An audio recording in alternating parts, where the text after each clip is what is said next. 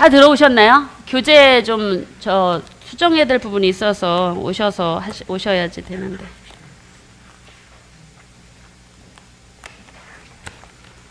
여러분들 복음서 잘 하시잖아요.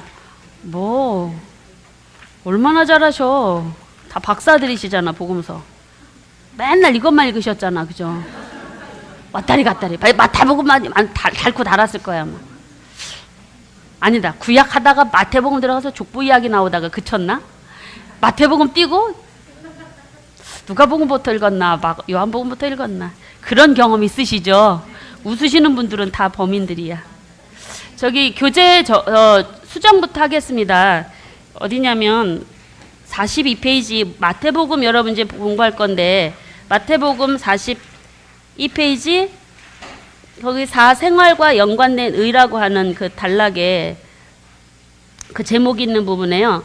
저희가 교재를 매 회마다 항상 수정을 해요. 이번에 이제 복음서를 한다고 했는데 저희들이 다 사역자들이고 하다 보니까는 막 모여서 이제 같이 교재 수정도 하고 이렇게 잘못된 것들 다시 또 부족한 것들 채우고 하는데 수정한다고 했는데 여기 뭐라고 그러냐면 우리가 예수님과 하나님에 관해서는 좀 존칭을 쓰자. 그래서 이제 뭐 존칭을 하다 보니까 어떤 부분들이 오류가 났냐면 거기 4번 생활과 연관된 의익이라서 1번 종교생활에 대한 구제 거기 있잖아요. 거기 처음 줄에 예수님께서는 구제, 기도, 금식에 있어서 제자들이 외식하시는 바리새인이 나쁜 놈들이 외식하시는 이거를 여기다 붙이면 안 되잖아요. 외식하는 자들 그렇게 여러분들이 좀 수정해 주셨으면 좋겠습니다. 외식하시는 깜짝 놀랐어요. 뭐야 이거 눈이 몇 개인데 이 위원들이 다 이걸 봤는데 이걸 못 봤네? 막 그러면서 막 다들 놀랐어요. 아 그럴 수도 있구나. 근데 그럴 수도 있구나. 여러분 그렇게 생각되시죠? 이 시간에는 마태복음 들어가기 전에 여러분 교재 32페이지 펴시고 복음서 개강 간단하게 하시고 마태복음 그 다음에 이어서 마가복음 하도록 하겠습니다. 성경은 마태복음 펴놓으시면 좋겠습니다.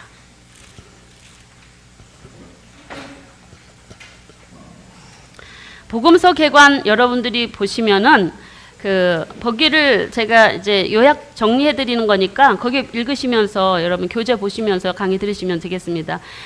복음이라고 하는 의미는 바로 헬라어 유앙겔리온이라고 하는 말인데 복된 소식 그렇게 우리가 잘 알고 있습니다.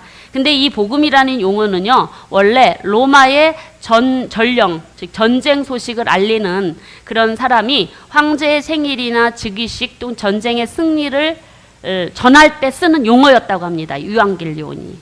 그런데 복음서 기자들은 당시 헬라화된 사회 속에 있는 하나님의 살아가고 있는 하나님의 백성들에게 복음을 설명함에 있어서 유대인들 또는 고난받는 그리스도인들, 이방인 그리스도인들, 온 인류들을 향하여 복음을 전하는 데 있어서 이 복음이라고 하는 유앙겔리온이라고 하는 용어를 통해서 예수 그리스도를 통한 구원의 승리 소식을 기록한 것이 복음서다라는 그런 모습으로 여러분들에게 그 의미를 말씀드릴 수 있습니다. 그리고 복음 우리가 그 2번, 3번에 보면 공간 복음서와 사복음서 이야기 아까 간단하게 말씀을 드렸는데 신약성경은 4개의 복음 신약성경 중에 4개의 복음서는 예수님의 공생애를 기록한 책입니다. 그래서 이제 보통들은 마태, 마가, 누가가 같은 관점에서 동일한 이야기를 순서나 유사한 문장들, 내용들을 포함했다 해서 그래서 이제 공간복음서다 그렇게 말을 하고 있는데 그러고 나서 공간복음으로 분류하고 있고 요한복음은 시대적으로 굉장히 많이 떨어져 있습니다. 그래서 마태, 마가, 누가 복음은 거의 한 55년부터 그 연도를 거의 66년까지 보고 있거든요. 그러면 요한복음은 거의 90년대, 1세기 후반대에 기록되어졌기 때문에 그 연대가 굉장히 차이 나요. 그러다 보니까 이제 쓰여지는 언어나 단어 또는 이런 특징들이 이 세 복음서하고는 굉장히 많이 차이가 나는 걸 볼 수가 있습니다. 그래서 이 요한복음은 1세기 후반부에 유대인, 이방인을 국한하지 않고 온 인류를 향한 대상으로 복음을 전했기 때문에 예수님 소식을 전했기 때문에 좀 독특하게 제4복음서라 그렇게 불려지기도 한다는 것입니다. 그리고 또한 초대 그리스도 교회 공동체의 형성들이 바로 교회가 예수님이 십자가 부활 죽으시고 달려 돌아가시고 부활 승천하시고 난 다음에 제자들을 통해서 하나님의 교회 공동체가 생겼지 않습니까? 그래서 그 교회 공동체 초대 그리스도 공동체가 생겨난 모습들을 바로 이제 거기 여러분들 책에 소개를 하고 있는데 이스라엘 나라는요 뭐 고대 시대부터 뭐 아람, 아수르, 애굽, 바벨론, 페르시아, 뭐 로마 이렇게 차례대로 외세의 침략과 압제 속에서 그들이 살았습니다. 그 외세의 침략과 압제 속에서 민족이 분산되기도 하고 혼합되기도 하고 흩어지기도 하고 이런 일들이 일어나게 되고 백성들은 그렇게 외세의 압제 속에서 백성들이 흩어졌다가 모였다 하다 보니까 민족의 정체성, 유대 민족의 정체성에 대한 그런 생각들, 그런 소중함들이 그들에게 싹 텄습니다. 그러다 보니까 이제 그렇게 생겨나서 유대인으로서의 정체성을 회복하려고 하는 그룹들이 생겨난 움직임들이 디아스포라 또는 사마리아 유대인 여러 그룹들로 나타나고 있다라고 볼 수 있고 그 안에 유대인 그룹 안에 바로 이제 우리가 정통이야. 유대인으로서 정통이야라고 주장하는 바리새파, 사두개파, 에세네파 이런 열신당, 헤롯당 이런 사람들이 이런 그룹들, 제사장 그룹들이 그렇게 형성이 되었다라는 것들 여러분들이 이제 복음서 들어가기 전에 미리 베이스로 이제는 아시면 좋겠고요. 그래서 이러한 이방 민족의 압제와 침략 속에서 바로 예수님께서 오셨기 때문에 바로 이렇게 해서 형성된 그룹이 기초가 초대 그리스도교회 마태복음 마망농요의 그 사복음서 안에 기초 베이스라고 여러분들이 보시면 되고 그리고 신약 성경의 초기 나타난 기독교 공동체는 특별히 그렇게 해서 이제 유대 공동체는 그렇게 나타났지만 이제 그 기독교 공동체는 유대파 그리스도인 그 유대 땅에서 자리를 지켰던 사람들 그리고 헬라파 그리스도인 흩어졌던 그리스도인들 그리고 헬라파 그들은 이제 헬라파 그리스도인이라고 해요. 그러고 나서 이제 이방인이었다가 그리스도인이 된 이방인 그리스도인 그리고 이건 유대인도 아닌 것이 이방인도 아닌 것이 중간 혼합 민족으로서 사마리아 그리스도인 이렇게 구분되어지는 공동체가 초대 공동체 안에 들어있다라는 것입니다. 근데 여러분들이 나중에 그 일반 서신을 좀 공부하시게 되면 이제 그때 이런 그 초대 공동체 이루어지게 된 모습들 그때 박해 세력들이 누군가를 좀 자세하게 그때 아마 공부하게 될 것입니다. 그래서 이렇게 초대 그리스도 기독교 공동체는 다양한 구성원들이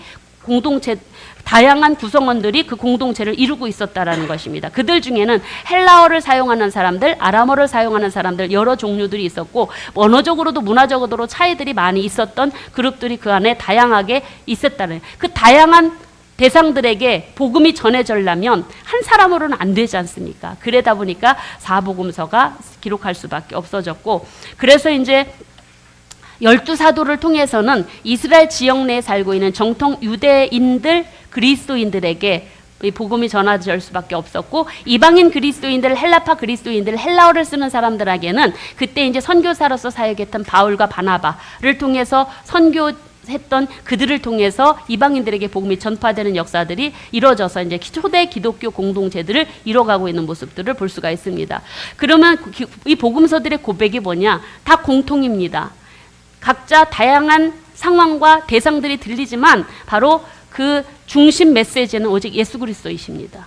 예수가 그리스도이신 것, 예수가 구원자이신 것, 예수가 하나님의 아들이신 것, 바로 예수님이 하나님이 보내신 하나님의 사랑의 표현이요, 확증이요, 증거이다라는 사실. 바로 하나님이 사람이 되어서 오신 분, 바로 우리를 구원하시기 위해서 유대인의 왕으로 오신 분, 고난받는 종으로 오신 분, 이방인의 구원자로 오신 분, 또는 온 인류의 구원자로 오신 분, 그렇게 각 복음서가 고백하고 있는 것입니다. 바로 왜 하필이면 4개냐? 그 부분들은 각자 기록해야 될 상황들이 달랐으니까. 연대도 달랐고, 그리고 대상도, 공동체의 대상들도 달랐고, 그렇기 때문에 강조 부분이 다릅니다. 그리고 특징이 그래서 나오게 되는 것이. 그래서 여러분들이 이 사복음서 안에만 우리가 이제 교재를 정리할 때 특징 부분들을 집어넣습니다. 다른 성경은 나오지 않지만. 그래서 복음서마다 강조점이 되는 특징들이 나타나는데, 마태복음은 구약 예언과 선지자의 성취로 오신 메시아를 강조하는데, 특히 대상은 유대인 그리스도인입니다. 마가복음은 고난받는 종으로 오신 메시아를 고난받는 그리스도인들에게 전하고 있고요. 누가복음은 온 세상의 구세주로 오신 그분을 이방인 그리스도인들에게 전하고 있고, 누가복음의 후속은 바로 사도행전입니다. 사도행전으로 이어가고 있는 것들 여러분들이 아실 것이고요. 그리고 맨 나중에 요한복음, 쓰여진 요한복음은 하나님의 아들이신 그리스도를 강조해서 온 인류에게 예수님을 믿고 영생을 얻게 하려는 분명한 목적을 가지고 복음서가 쓰여졌다라고, 그렇게 우리는 차이점들을, 특징들을 찾아볼 수가 있습니다. 그리고 이 사복음서는 사복음서 중에 역사적으로 무엇이 앞이고 뒤냐, 뭐 어떤 게 먼저 쓰여졌느냐, 이 부분에 대해서 굉장히 많이 학자들마다 이렇게 좀 의견들이 많은데, 과거에는 이제 마가복음의 우선설이다, 요즘 현대에는 마태복음의 우선설이다, 이런 이야기들이 많이 있는데, 저희들은 마가 우선설을 그렇게 보고 있고요. 그래서 마가복음이 우선했으면 마가복음이 먼저 쓰여져야 됐잖아요. 성경의 순서적으로 보면. 근데 성경은요, 구약 이 예언서도 역사적으로 기록한 기록 없습니다. 여러분 뽀로우기 막 여기 갔다 저기 갔다 정신이 없지 않습니까? 그래서 연대기적으로 쓰여진 게 성경이 아니기 때문에 마태, 마가, 누가, 요한도 마가복음이 먼저 오는 게 맞지만, 그러나 성경이 하나님이 메시지를 복음서마다 강조점들의 메시지를 구약과 연결하려고 하는 입장에서는 뭐가 필요했냐면 마태복음을 제일 앞에 두는 것이 합당했었습니다. 왜냐하면 마태복음의 특징이 뭐냐면 구약 예언의 성취로 오신 그리스도를 강조하기 때문에, 구약의 예언자들과 선지자들의 하신 그 약속이 이 예수님을 통해서 이루어졌다, 이걸 강조하다 보니까 구약과 신약을 자연스럽게 연결하다 보니까 바로 그 앞에, 맨 앞에, 신약 성경 맨 앞에 마태복음, 구약의 성취, 예언의 성취로 오신 그리스도를 소개하는 마태복음을 맨 앞에다가, 복음서 앞에다가 위치했다라는 것들 여러분들이 좀 참고적으로 보시면서 마태복음을 들어가도록 하겠습니다. 마태복음 책 이름은요, 마태에 의한 복음. 여러분들이 그냥 그 세리 마태에 의해서, 예수님의 제자에 의해서 쓰여진 책이고요. 그리고 기록자에 대한 그 이야기는, 기록자는 바로 하나님의 선물이라고 하는 그 뜻이 마태라고 하는 이름입니다. 이 직업은 세리입니다. 그리고 그 이 세리는요, 직업이 세리잖아요. 세리. 굉장히 꼼꼼하고 그리고 분류하고 기록하는 일에, 굉장히 보관하는 일에 익숙했던 사람으로서 예수님의 생애와 가르침을 주제별로 분류해서 질서정연하게, 순서상 간결하게 구조화시켜서 그렇게 정리해 놓은 책이 마태복음이라고 할 수가 있습니다. 연대를 보시면은요, 58년에서 68년으로 보고 있습니다. 그래서 이 마태복음의 연대도 마가복음 우선설에 의하면 예루살렘, 그러니까 우선설을 두고 우리는 보는 것입니다. 그래서 마가복음이 먼저 쓰여졌다라고. 그럼 마가복음은 뭐 58년보다 더 앞서 썼겠죠. 그래서 그렇게 이제 보는 입장에서 우리는 그 왜 이런 연대를 보느냐? 그 이유는 바로 교회에 대한 언급이 나옵니다. 아까도 그리스도교 공동체가 형성되어졌다라는 말씀들을 드렸는데, 그렇게 교회라는 이름이 불리워진 것이 바로 좀 예수님이 부활 승천하신 다음에 좀 한참 후대 바로 쓰여진 게 아니다라는 증거입니다. 그리고 교회라는 이름이 언급이 되어지고 있고 또 예루살렘 멸망이 예언적인 형태로 기록되기 때문에 예루살렘 멸망 70년입니다. 그래서 이제 그 70년 안쪽으로 기록했을 것이다라고 그렇게 보고 있고요. 종말에 대해서도 언급하고 있는 걸 보면 종말에 대한 예고가 나오지 않습니까? 24장, 25장 종말에 대한 예고들을 보는 거 보니까 바로 이제 그 예루살렘 성전 멸망 이전일 것이다라고 그렇게 보고 그래서 어떤 사람은요 41년에서 막 70년 사이로 이렇게 넓게 보기도 합니다. 근데 너무 텀이 크니까 그래서 우리는 갈라디아서 우선서를 바울 서신 중에 갈라디아 우선서를 둡니다. 갈라디아서가 49년에 기록되었거든요. 그래서 그 갈라디아서가 제일 먼저 기록된 걸로서 보면 그거보다 조금 더 후대에 쓰여졌을 것이다.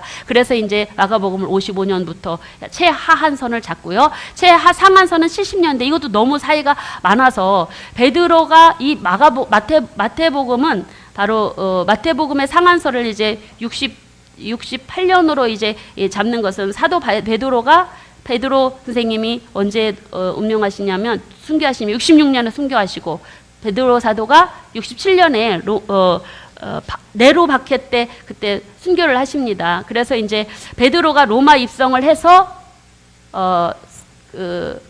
순교를 당하시기 전에 언젠가 거기 로마에 들어가셨을 때인데 그때를 우리는 그냥 한 58년경으로 그렇게 잡고 있습니다. 그래서 66년에 순교를 당하셨는데 그 전에 바울이 로마서를 기록할 당시에 로마에서 57년에 기록했는데 그때 바울의 언급이 없는 걸 보면 그때도 안 계신 거죠. 58년에도. 그래서 우리가 이제 58년으로 최하한선을 잡고 그리고 사도 바울 선생님이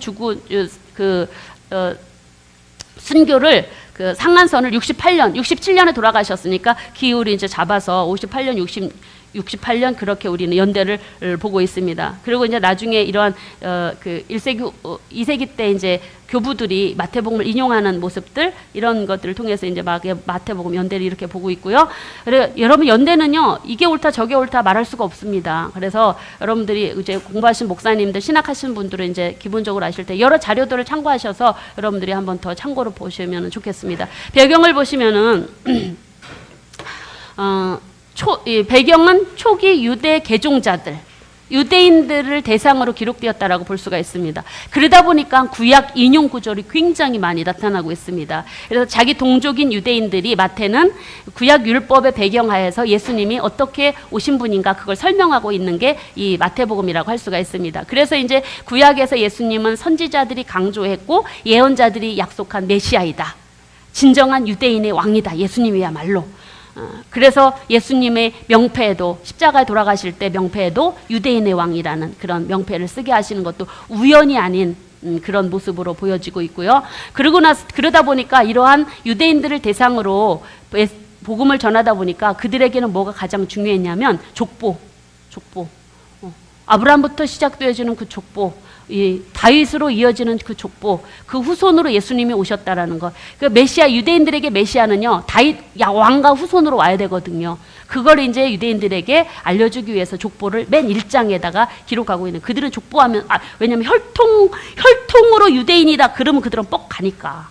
그래서 이제 1장에 그걸 놓은 거예요. 야, 니 봐라, 예수님. 봐, 유대인의 후손이자, 다윗의 후손이잖아. 유대인 왕 맞아. 이렇게 하기 위해서 이제 족보를 기록한 모습들이라고 할 수가 있습니다. 그리고 기록 목적을 좀 들어가 보시면요. 기록 목적 뻔하죠. 예수님은 유대인 독자들한테 구약 예언의 성취자로 오신 구원자이다. 메시아이다. 유대인의 왕이다. 라는 모습들, 유대인의 관습들 그리고 인용 구절들이 굉장히 많이 나타나고 있는 모습이 특징이라고 기록 목적 속에 이제 나타나고 있고 그리고 특별히 메시아 왕국이 예수님으로부터 시작되는 그런 입증하기 위해서 성경이 기록되어 있고요. 그러니까 하나님의 나라가 예수님을 통해서 시작되었다. 이걸 알려주기 위해서 구약 모세가 아니다. 예수님이다. 이걸 알려주기 위해서 기록되었고 그리고 유대교에서 기독교로 개종한 것이 진짜 신앙이다. 유대교가 끝이 아니다. 신앙의 완성은 기독교다. 예수 그리스도를 믿는 거다. 이걸 이제 가르쳐주기 위해서 그리고 그래서 구약의 완성은 예수님이시다라는 걸 증명하기 위해서 이제 이 마태복음이 기록되었다라고 볼 수가 있습니다. 특징부를 보시면은요, 이게 이제 각 복음서마다 유독이 각 66권 성경에 나타나 있는 복음서만 나타나 있는 특징들입니다. 그러니까 마태복음의 특징은 구약과 신약을 연결하는 고리로서 율법, 예언의 성취 굉장히 강조하고요. 인용구절, 구약 인용구절이 132여 구절이 나옵니다. 유대인들은 율법이 굉장히 익숙하지 않습니까? 그래서 그들에게 예수님이 구원자이고 하나님의 아들인 걸 전거하기 위해서, 특히 그들에게는요, 유대인들에게는 왕권을 가지고 왕위로 오실 메시아가 필요했거든요. 다윗의 후손으로. 그래서 그들에게 구약 율법을 인용해서 바로 예수님을 증거하는 모습들, 언약의 성취, 예언의 성취로 오신 것들이 강조되고 특징으로 나타나고 있고, 특별히 왕위로 오실 메시아, 유대인의 왕으로 오실 메시아를 기다렸기 때문에 천국, 하나님 나라에 대한 그런 가르침들이 두드러지게 나타나고 있으면 천국이라고 하는 단어들이 32회나 등장하고 있는 특징으로 나타나고 있고, 사복음서 중에 유일하게 교회라고 하는 언급이 에클레시아라고 하는 그런 헬라어로 쓰여지는 요 교회가 언급되고 있다는 것을 특징으로 볼 수 있고, 특별히 마태복음에는요, 예수님이 담화, 이렇게 가르침, 이렇게 강조되고 있는 산상수훈 또는 전도훈련, 하나님 나라 비유, 설교 형식의 담화 가르침이 많고, 제자도의 말씀들, 종말론에 관한 이야기들 굉장히 많이 나오고 있는 것이 특징적으로 보여지고 있고요. 특별히 마태복음을 보면은 굉장히 좀 조직적으로 이렇게 좀 짜임새 있게 주제별로 모아져 있는 것들이 좀 보여져요. 그래서 설교나 이적 말씀들을요, 어디 마태복음 8장에 보면은, 8장 9장에 보면은 기적이 굉장히 많이 나타나는 사건이 있거든요. 근데 거기에 보면 예수님이 기적 사건하고 가르치신 말씀, 기적 사건 기록하고 가르치는 말, 이렇게 기록되어 있어요. 8장 9장에 보면. 참, 그래서 이 분류를 참 잘하시는 분이구나, 이렇게 제가 성경을 보면서 깨달았습니다. 특징을 여러분들이 이 정도로 보시고요. 첫 절과 끝 절을 함께 읽어보시겠습니다. 시작. 아브라함과 다윗의 자손 예수 그리스도의 계보라. 내가 너희에게 분부한 모든 것을 가르쳐 지키게라. 볼지어다 내가 세상 끝날까지 너희와 항상 함께 있으리라 하시니라. 아브라함부터 시작해서 세상 끝날까지 이어지는 그 하나님의 구원의 역사가, 아브라함부터 다윗으로 예수 그리스도로 이어지는 이 모든 구원의 은혜가 바로 세상 끝까지 전달되기를 원하시는 게, 물론 그 당시 유대 그리스도인들이 대상이었지만 하나님의 관심은 어디에 가 있었냐면 땅끝, 세상 모든 민족들에게 가 있다라는, 모든 복음서의 특징이 그렇게 나타나고 있습니다. 특징이. 끝은 항상 세계 만민의 구원입니다. 이게 하나님의 마음이신 것이죠. 그래서 전체 보기를 여러분들이 좀 보시면, 복음서마다 여러분들이 전체 보기가 조금씩 다르게 구성이 되어 있습니다. 이 전체 보기는요, 여러분들이 앞에서 살펴봤던 그 특징 있잖아요. 마태복음 특징, 각 특징을 살려서 이렇게 전체 보기로 나눠놓은 것입니다. 작게 보기랑. 그래서 여러분들이 그냥 이 특징만 보고도 언약의 성취, 예언의 성취네, 마태복음 구조네, 이렇게 좀 이해하실 수 있도록 그렇게 이제 볼 수 있고, 그래서 이제 마태복음에는 주제별로 굉장히 좀 모아진 사건들을 이렇게 모아서 얘기하는 부분들이 있어서, 그래서 여기들 보시면은 예언의 성취 이야기들이 있고, 사역 소개하면서 가르치심, 제자 세우심, 치유하심, 모아져 있어요. 내용들이, 논쟁한 내용들, 예수님 신분에 대해서, 그리고 또 천국복음 전파하니까 또 배척하는 모습들, 치유하심, 그러니까 얘기들이 좀 이렇게 모아지고, 여기 뒤에서는 가르침과 논쟁, 담화가 좀 집중되어 있는 부분들이고, 그래서 마태복음의 특징이 이렇게 전체 보기를 통해서도 볼 수 있는 모습들이라고 할 수가 있습니다. 유대인들이 하나님이 우리를 어떻게 사랑하셨습니까? 되물었어요. 내가 너희를 사랑했다. 어떻게 우리를 사랑하셨죠? 마태는 이렇게 이야기합니다. 내가 유대인의 왕으로, 구약의 예언의 성취자로 와서 너희의 임금으로 너희를 사랑했다. 이렇게 대답하는. 그래서 이 마태복음의 특징은 바로 성경의 성취 그리스도, 유대인의 왕으로 오신 예수 그리스도, 구약의 성취로 오신, 예언의 성취로 오신 예수 그리스도, 내가 임금이 되어 왕이 되어 너희를 사랑했다. 이 고백이 마태의 공동체의 고백이었다라고 볼 수가 있습니다. 예수님의 대답이죠. 이게 복음서의 내용이. 마태라고 하는 하나님의 일꾼을 통해서 내가 너희를 이렇게 사랑했다. 왕으로. 내가 너희의 예언의 성취자로 와서 너희 이렇게 사랑했다. 이게 이제 마태복음이라고 할 수가 있는 모습들. 자, 세 부분으로 크게 보기를 나눌 수가 있는데 사역의 준비, 그리스도의 사역, 사역의 완성 그렇게 나눠볼 수가 있습니다. 특별히 예수님의 사역이 굉장히 5장부터 20장까지 이렇게 굉장히 많은 분량들로 이렇게 나눠지는데 주제별로 이렇게 많이 나눠져 있는 것들을 볼 수가 있는. 특별히 그냥 마태복음은 주제별로 많이 구분되어 있구나. 그리고 예언의 성취로 오신 분이구나. 그래서 성경마다 구절마다 이 사건마다 예수님이 오신 것들, 족보를 통해서 또는 그분의 사역 속에도 성취로 하신 일들 이런 것들이 이제 계속적으로 소개되어지고 있는 것들을 볼 수가 있습니다. 좀 세부적으로 좀 몇 군데만 좀 보시는 좀 몇 군데만 좀 살펴보고 마태복음을 좀 마치려고 합니다. 특별히 사역의 준비에서 예언의 성취로 오신 성취와 확증으로 오신 예수님의 모습을 무엇으로 보여주고 있냐면 족보를 통해서 소개를 하고 있다는 것입니다. 여러분 족보하면 마태, 마가, 누가, 요한 사복음서 중에 족보가 2군데 나옵니다. 아시죠? 누가복음에 또 나오죠. 그런데 마태복음에는요 왕의 족보, 바로 북의 족보입니다. 요셉의 족보.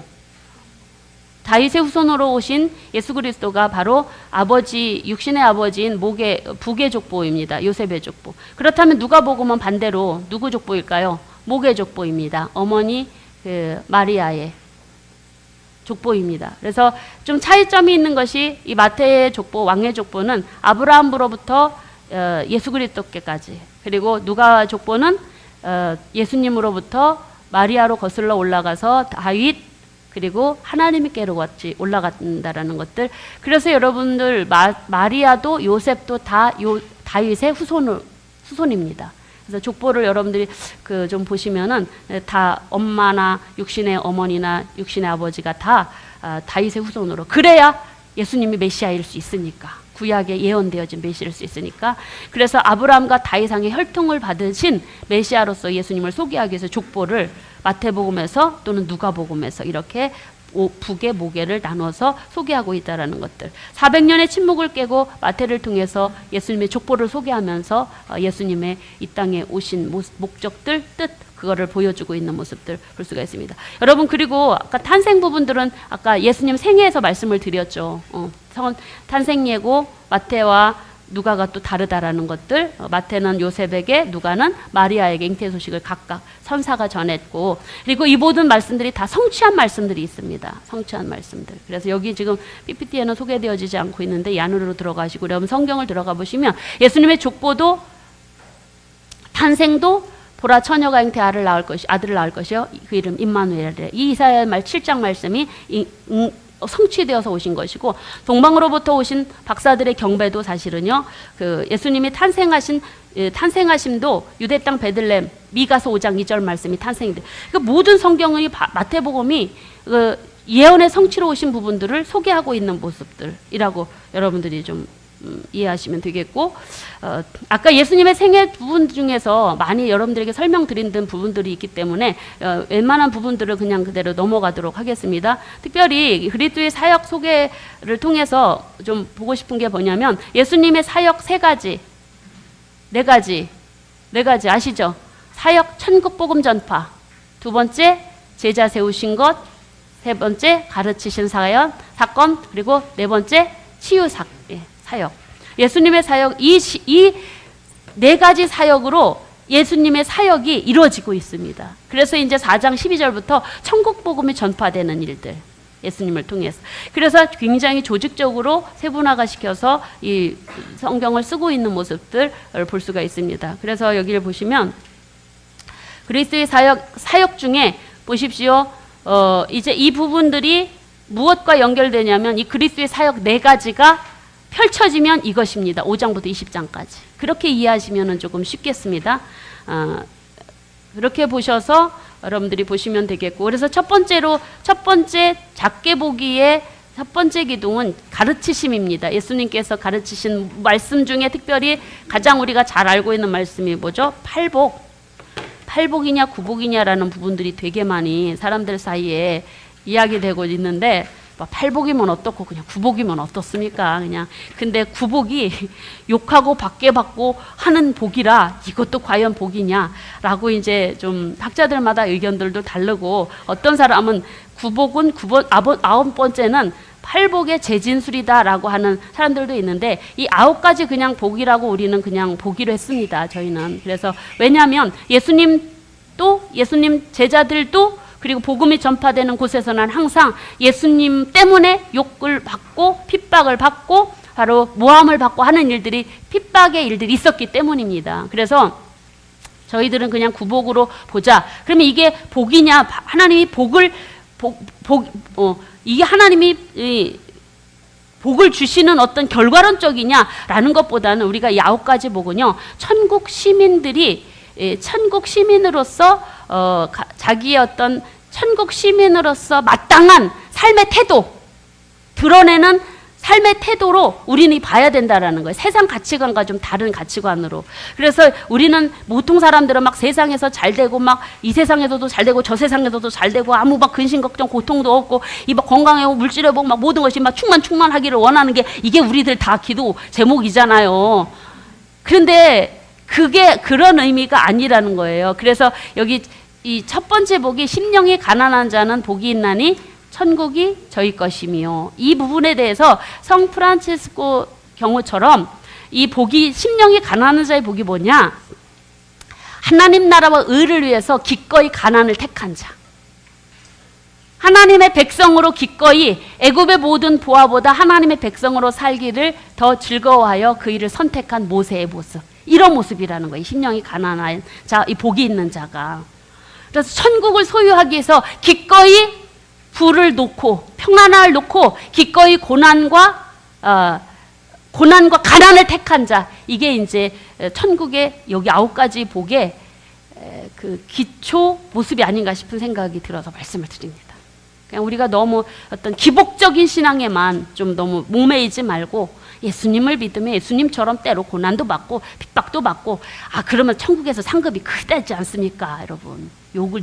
나를 위하여 나 때문에 니네가 욕을 받고 받게 하면 이제 천국에서 상이 크다. 선지자들도 그랬다. 이래 말씀하시는데 왜 그거는 빼놓고 다른 것만 취하려고 그럴까요? 우리는 왜, 그죠? 그런데 좀 바꿔야 될, 좀 그런데도 좀 편안하기를 원하는 것이, 목회가 좀 편안하기를 원하는 것이 이게 사람의 그 욕심인 것 같습니다. 이 9가지 복을 좀 그렇게 좀 정리하시고 가시고요.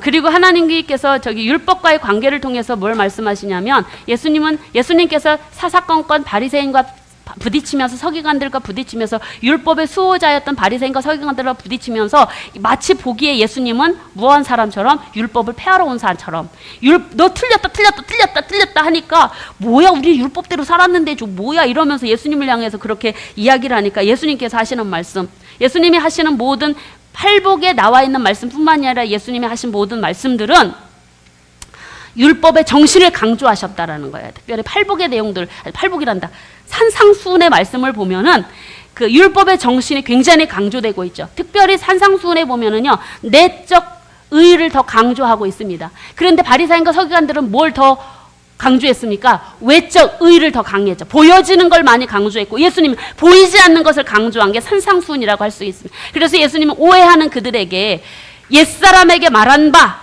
이렇게 되리라는 것을 내가 너희가 들었으나 나는 이렇게 말한다, 이런 구절식으로 산상수훈이 얘기되고 말씀하시고 있습니다. 그래서 예수님이 굳이 이 말씀을 하시는 것은 이 율법의 정신, 내면의 의, 내적 의를 버리고 외면의 의, 사람 보이기만 잘 보이려고 하는 그들의 잘못된 모습들을 지적하기 위해서, 그들의 잘못된 사고를 고쳐주기 위해서 이렇게는, 나는 율법을 폐하러 온 게 아니라 완전케 하려 합니다 라고 하면서, 너희들도 하나님 완전한 것처럼 나처럼 완전해라, 이 말씀을 하시는 거예요. 같이 한번 읽어보시겠습니다. 시작.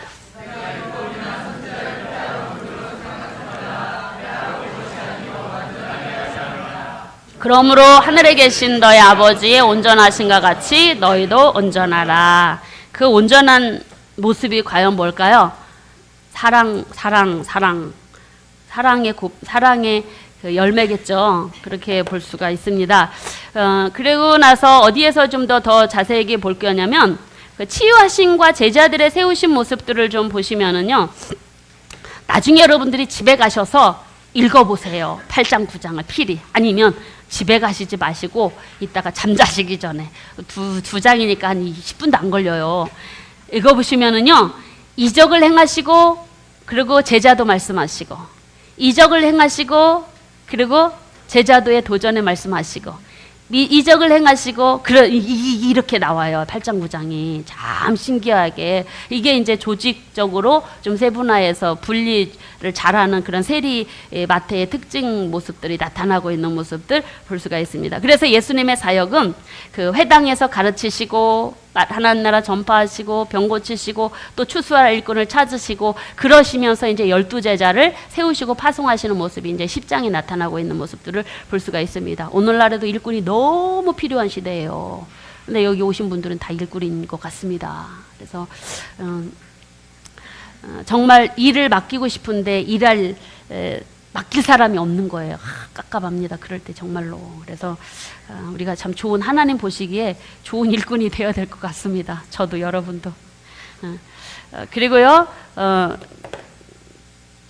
이제 시간이 거의 다 돼가니까 마태복음을 좀 이제 정리를 좀 해야 될 것 같은데, 여러분 13장에 가보면은 하나님 나라에 대한 비유 이야기가 나오고요, 천국에 대한 비유를 굉장히 여러 내용으로 말씀을 하십니다.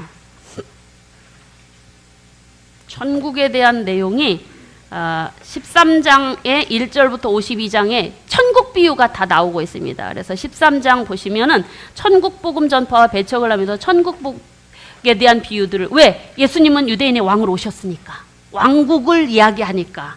그러다 보니까는 그 왕국에 대한 비유들이 굉장히 여기 집중적으로 나타나는 모습들이 이제 13장의 천국 비유로 있는 모습들 여러분들이 좀 확인해 보시고, 그런데 지금 예수님을 통해서 주어진 이 모든 말씀들은요, 과거 선지자들이 듣고 싶어도 못 들었던 이야기래요. 야, 얼마나 귀합니까? 근데 성경 읽으라고도 되게 안 읽고, 정말로, 그죠? 왜 아들 안 읽는지 이해가 안 갑니다. 예수님을 안 사랑하나 봐.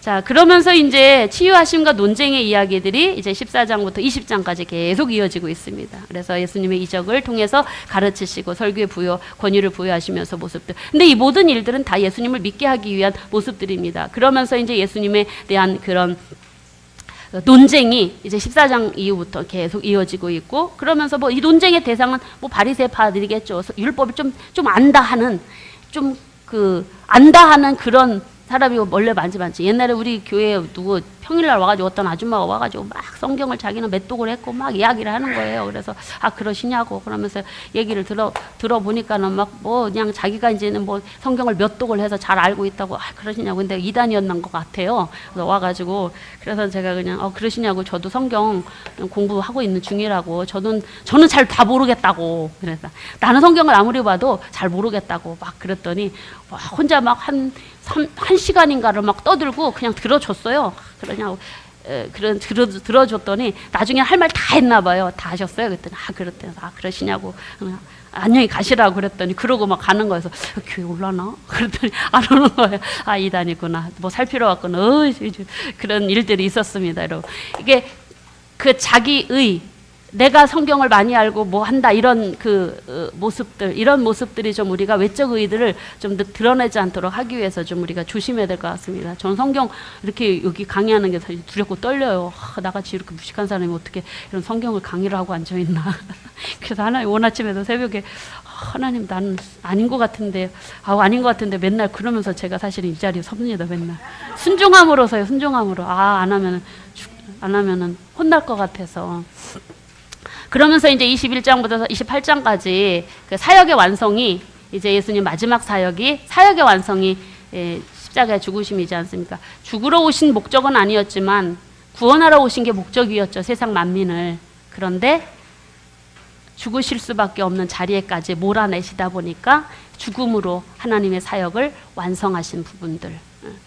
그래서 이러한 예수 그리스도를 통해서 행하시고자 하셨던 하나님의 뜻을 예수님께서는 십자가에서 완성하시고 다 이루었다 하시는 모습으로 그의 마지막 사역을 마무리하는 모습들을 보면서, 특별히 예수님께서는 21장에서 예루살렘 입성과 더불어 제자들에게 온 율법과 선지자의 강령을 가르쳐 주십니다. 선지자들이 이야기하고 있고 그리고 예언자들이 말하고 있는 그 율법의 그 계명, 그게 바로 뭐냐? 그 부분에 대해서 이제 말씀하시는데, 그 부분이 바로 이제 22장 37절로 40절. 여러분들이 너무 잘 알고 있는 성경이 얘기지. 같이 한번 읽어보시겠습니다. 시작.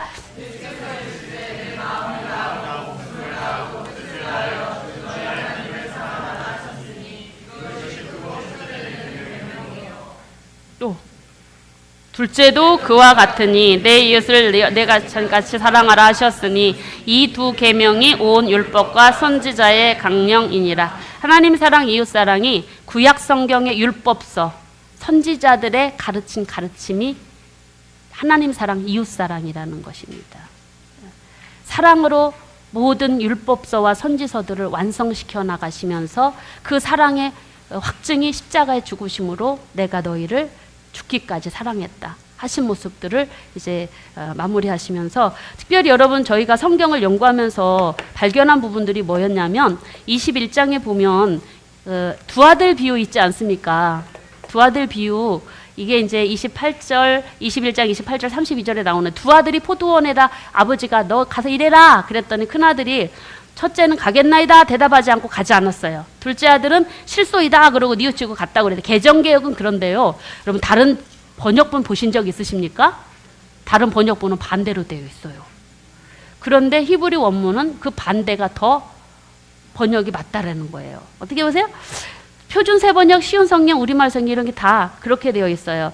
우리는 큰아들이 가겠습니다 하고 안 갔잖아요. 근데 거기는 큰아들이 실소이다 그러고 뉘우치고 일하러 갔고, 둘째 아들이 가겠나이다 하고 가지 않고 그리고 안 했대. 그러니까 지금 반대로 디바 있으시면 나중에 찾아보세요. 그렇게 그런 부분들도 저희들이 이제 연구하면서 봐서 여러분들 참고적으로 말씀드려요. 한번 이걸 어떻게 해석하신 걸 여러분들이 해석하십시오. 해석은 저희는 안 해드립니다. 그래서 여기까지. 그리고 이제 예수님이 십자가에서 돌아가시고 고난당하시고 돌아가시고 부활 승천하시고 말씀을 이루시고 그러고 나서 이제 부활하셔서 제자에게 주신 사명, 28장 마지막 사명 말씀 있지 않습니까? 그 말씀만 읽고 마태복음 마치겠습니다. 같이 읽겠습니다. 시작. 예수께서 나와 말씀하여 이르시되 하늘과 땅의 모든 권세를 내게 주셨으니 그러므로 너희는 모든 족속을 제자를 삼아 아버지와 아들과 성령의 이름으로 세례를 베풀고 내가 너희에게 분부한 모든 것을 가르쳐 지키게 하라. 볼지어다 내가 세상 끝날까지 너희와 항상 함께 있으리라 하시니라. 아멘. 예수님은 십자가에서 모든 사명을 완수하셨습니다. 그런데 그것이 끝난 것이 아니더라는 거예요. 너희들이 그걸 이어가라. 가르쳐 지키게 하라. 이게 바로 우리들이 마음에 새겨야 될 말씀인 것 같습니다. 마가복음으로 가도록 하겠습니다.